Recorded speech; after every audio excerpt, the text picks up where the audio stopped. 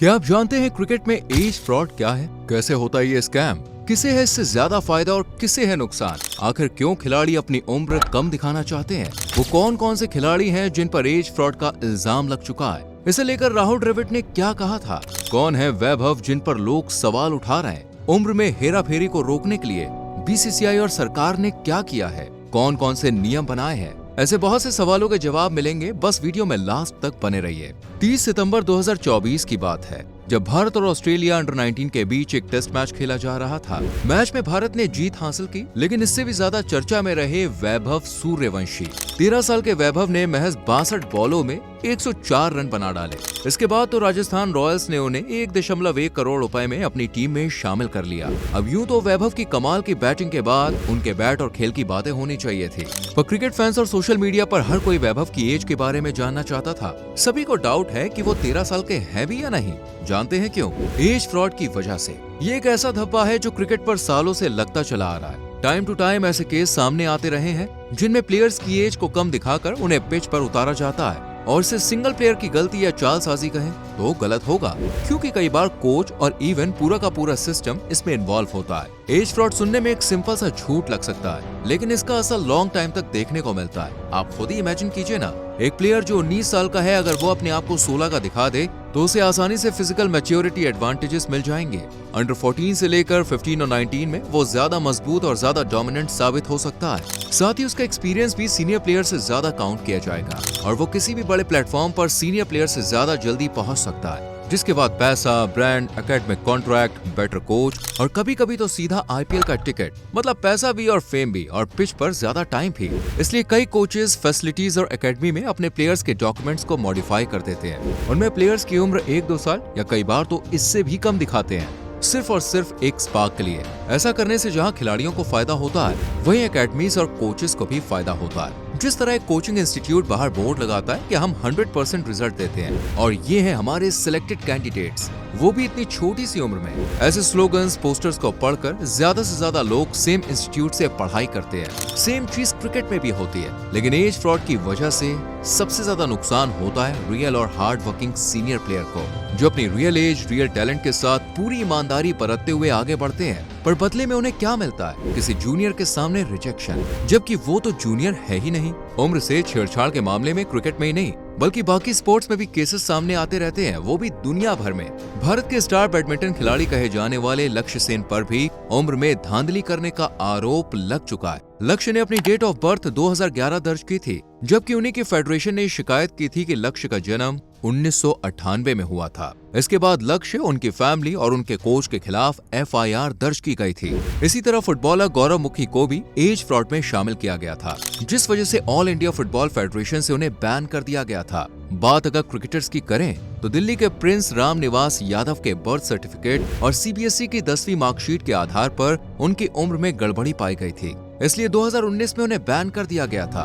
Delhi Daredevils के star कहे जाने वाले अंकित बावने को 2011 में अंडर 19 टीम से हटा दिया गया, क्योंकि उनकी उम्र में भी गड़बड़ी पाई गई थी। साल 2022 में कोलकाता नाइट राइडर्स से जुड़े थे रसिक सलाम, उन्हें भी एज फ्रॉड के केस में 2019 में 2 साल के लिए बैन किया गया, लेकिन फिर ये बैन हटा दिया गया। इस लिस्ट में नीतीश राणा का नाम भी शामिल है। यही कारण है कि इन दिनों वैभव सूर्यवंशी की बैटिंग से ज्यादा उनकी एज की चर्चा हो रही है। लोग उनसे बर्थ सर्टिफिकेट मांग रहे हैं। हालांकि इसके पीछे वजह भी है। दरअसल 14 साल की उम्र में आईपीएल तक पहुंचने वाले वैभव सूर्यवंशी ने 2023 में एक लोकल चैनल को इंटरव्यू दिया था, जिसमें उन्होंने कहा था कि इस साल सितंबर में यानी सितंबर 2023 में वो 14 साल के हो जाएंगे।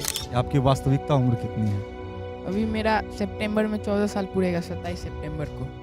जबकि उनकी करंट एज 2025 में भी वो 14 साल के हैं, तो ये कैसे पॉसिबल है? हालांकि इस मुद्दे को लेकर वैभव के फादर ने कहा है कि जो चाहे वो टेस्ट करवा लो, जो चाहे वो डॉक्यूमेंट देख लो। वैभव की उम्र को लेकर किसी को भी चिंता करने की जरूरत नहीं है। इसके अलावा अंडर 10 की टीम में सिलेक्शन के वक्त भी वैभव का बोन डेंसिटी टेस्ट हुआ, जिसमें किसी भी तरह की धांधली या छेड़छाड़ नहीं की गई थी, और वो इस टेस्ट में भी पास हुए थे।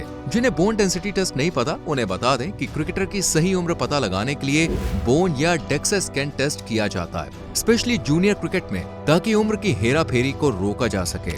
इस टेस्ट में क्रिकेटर के बाएं हाथ, कलाई और उंगलियों का एक सिंगल एक्सरे लिया जाता है, फिर उसे बोन डेवलपमेंट के स्टैंडर्ड एटलस से मैच किया जाता है। बोन टेस्ट में यूजुअली डेक्स मशीन का इस्तेमाल किया जाता है, जो हड्डियों के घनत्व या डेंसिटी को मापने के लिए लो लेवल एक्सरे किरणों का यूज करती हैं। इसके बाद बोन डेवलपमेंट को स्टैंडर्ड एटलस से मैच करके ये पता लगाया जाता है कि असली उम्र है क्या।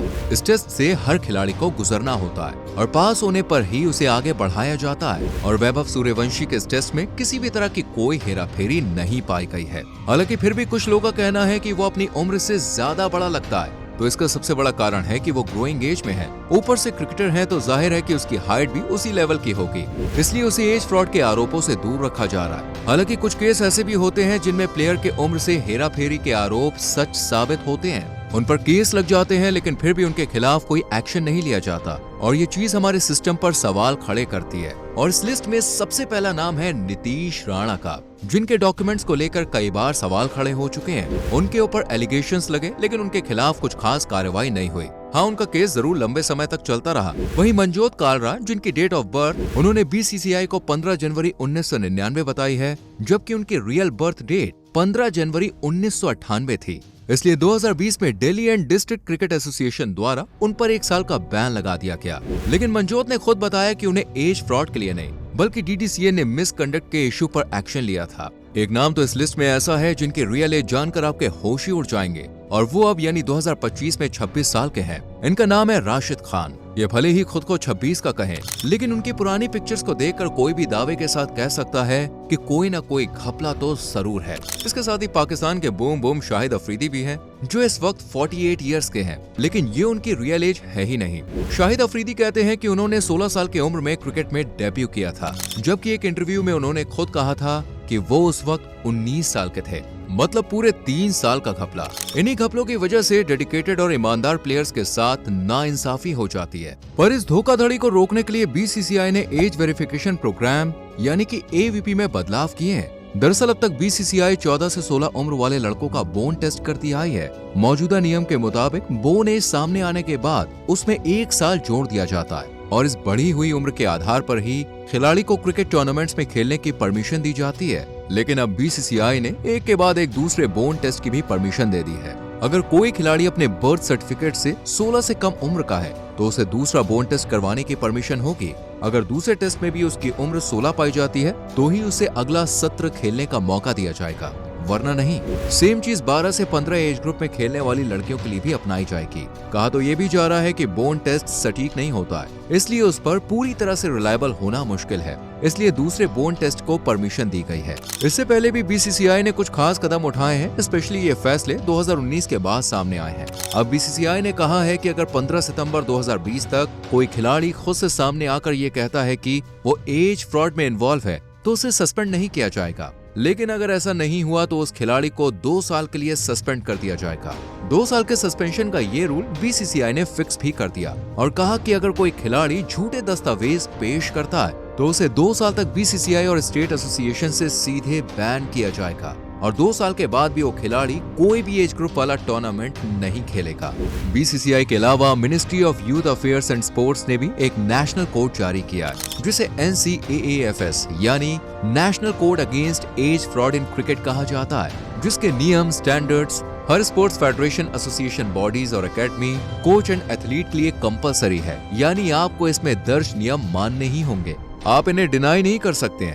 NCAAFS के अनुसार हर खिलाड़ी का मेडिकल टेस्ट किया जाएगा, जिसको स्पोर्ट्स अथॉरिटी ऑफ इंडिया द्वारा अपॉइंट किए जाने वाले डॉक्टर्स और हॉस्पिटल्स की निगरानी में किया जाएगा। इस टेस्ट में एथलीट का MRI, CT scan, dental examination और जनरल फिजिकल टेस्ट होगा।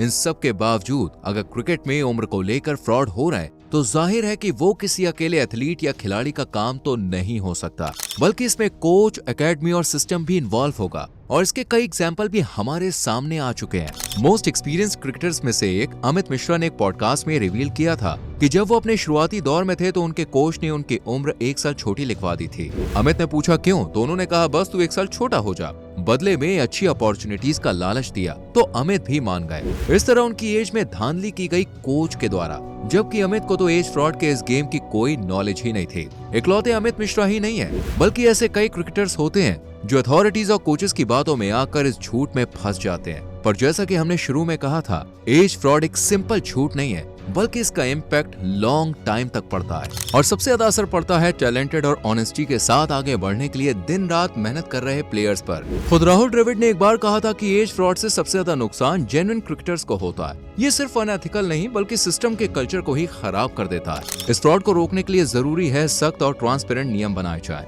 ताकि किसी के साथ कोई भी नाइंसाफी ना हो। आपको क्या लगता है एज फ्रॉड को कैसे रोका जा सकता है? हमें अपनी राय कमेंट सेक्शन में जरूर देना। वीडियो को लाइक और शेयर करके चैनल को सब्सक्राइब करें और बेल आइकॉन प्रेस करें। मिलते हैं अगली वीडियो में। Till then bye bye, take care.